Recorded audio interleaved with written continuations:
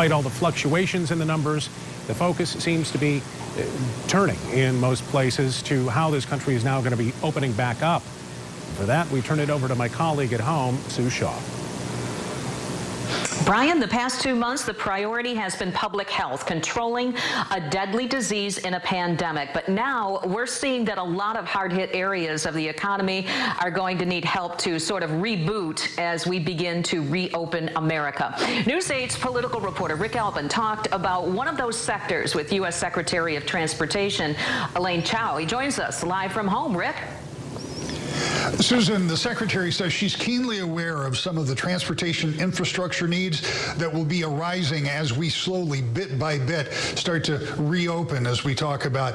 The airline industry has been particularly hard hit with a massive cut in flights, and when they return, they'll have new clean protocols, and she says the department stands ready to work with them on that. From the airline industry to mass transit to over-the-road cargo, there are all concerns, and Chao says she's trying to keep the transportation system open across the board.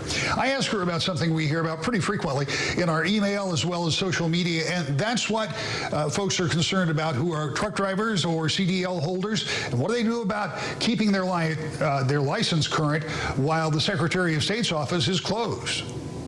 Truck drivers are on the job, and we are doing everything we can to provide regulatory relief, common sense relief that will give them greater flexibility.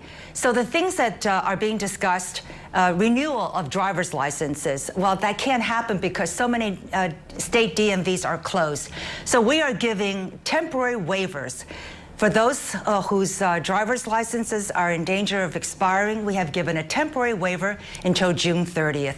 And that includes training of all kinds for transporting hazardous materials. Training has to occur every 3 years. Well, this is not obviously a good time for that to occur. So we have given temporary waivers. We've also given temporary waivers for people with learner's permits.